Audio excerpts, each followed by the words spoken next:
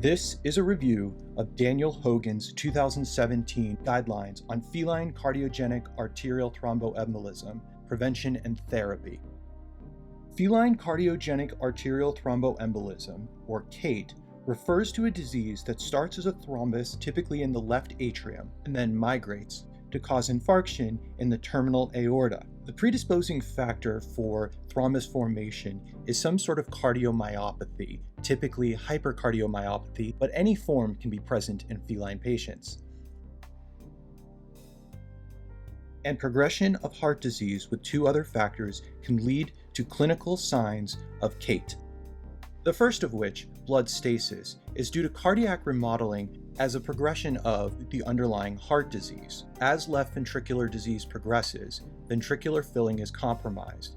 This results in left atrial dilation, which ultimately ends up with dysfunction of the left auricle. Because blood is able to stay within the heart across contractions, there is opportunity for thrombus formation to occur.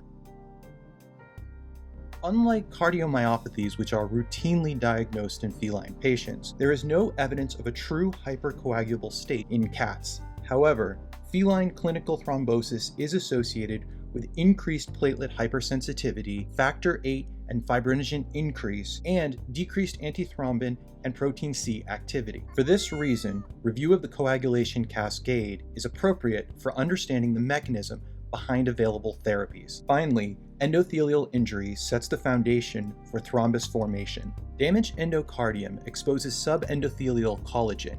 Adhered platelets are activated by von Willebrand factors. There are two categories of molecules released. Pro-aggregating molecules attract fibrin, which drastically increases the size of the thrombus, while vasoconstrictive molecules constrict neighboring vessels, increasing the likelihood of infarction. It is the combination of these three factors, the vascular endothelial damage, the blood flow stasis, and hypercoagulability of the blood, that increases the risk of thrombosis. Three factors, together, have been referred to as Virchow's triad.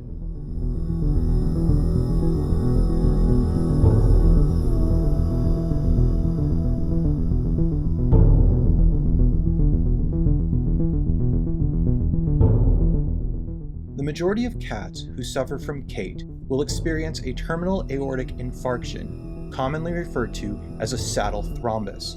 If we were able to look inside one of these cats, we would see the embolism is occluding blood flow at the level of the aorta where the limb's arterial blood supply originates. And looking inside the cat is critical because what we can't see is a particular gender or reproductive status or breed that is a predictor of having CATE. Instead, an opportunity for an echocardiogram to identify a larger atrium, either in terms of total size or ratio to the left ventricle, or any cat with spontaneous contrast or smoke present in the left atrium. Often, the first sign of atrial thrombosis doesn't present until the embolism results in a saddle thrombus and the cat develops severe hind limb paresis or paralysis. But occluded blood flow to hind limbs can also manifest as firm, painful, cold limbs. Pulses can be decreased or absent, and nail beds can be blue. Roughly 10% of cats will have a brachial embolism, and due to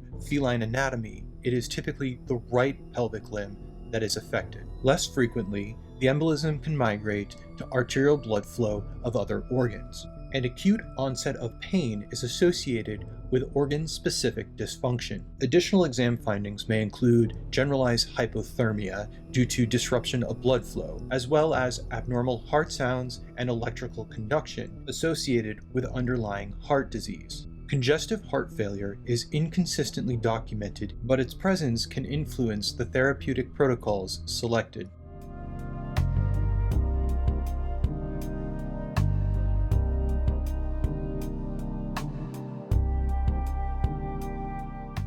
And of the concerns to be considered prior to initiating therapy are those that can result in reperfusion injury. This concept of reperfusion injury refers to a situation in which cells have died and the intracellular components are released into the extracellular space. The absence of regional blood flow allows for localized elevations in potassium and acids, and when the region becomes reperfused, They enter general circulation, and the cat develops severe hyperkalemia and metabolic acidosis.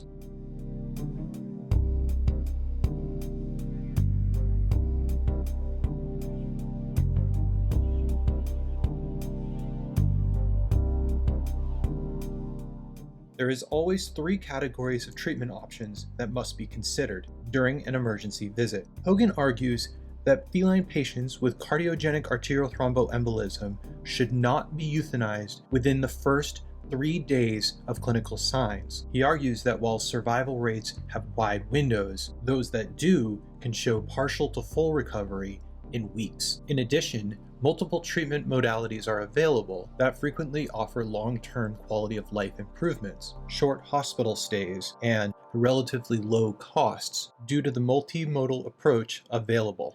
After all, one of the reasons why this mechanical obstruction can cause such devastating effects is because the platelets themselves are releasing substances which directly and indirectly constrict collateral vessels, which may have been able to provide sufficient support. Therefore, improvement of collateral flow is a primary goal of CATE therapy. Both clopidogrel and aspirin have been shown to improve feline collateral flow. Although aspirin has historically been a more cost-effective drug than clopidogrel, cats metabolize aspirin poorly, and therapeutic levels can be toxic. Therefore, its use is often reserved for when clopidogrel is not available or if the cat demonstrates that it is not responsive to clopidogrel. Next, while some cats will vocalize and exhibit behaviors that are suggestive of being in pain, others will not, and pain relief may be prescribed for the most stoic of cats. Meanwhile, supportive care is implemented during the critical phase of recovery. During this time, rectal temperatures may be low due to decreased blood supply, and it's important that thermal control be monitored carefully. This may include reliance on blankets over heat lamps, which may cause increased temperatures to necrotic areas, and access to fresh water, but not necessarily IV fluids, whose use is more appropriate for managing potassium, acids, and vasoactive substances, while constantly monitoring for congestive heart failure and possible fluid overload. Therapy intended to induce a hypocoagulable state is done so in order to prevent thrombus formation on the existing embolus and to promote thrombolysis. And anticoagulants like unfractionated heparin and low molecular weight heparin are commonly part of therapeutic protocols for both primary and secondary preventatives. Thankfully, preventative protocols are available for a variety of disease stages and financial concerns.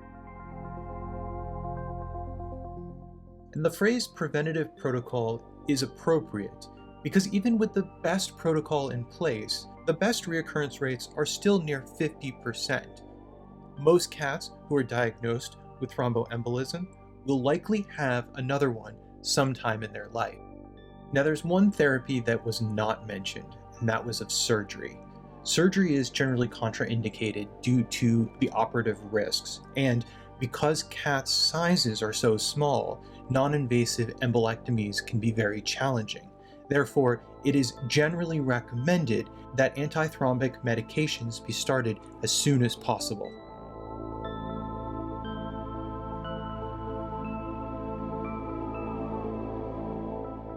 Feline cardiogenic arterial thromboembolism is a terrifying disease for anyone that has to witness it, in any of its forms. And yes, while complications exist for even the best therapeutic protocols, therapy can be approached from a multitude of angles, and various preventative protocols have been developed depending upon the stage of disease or financial constraints.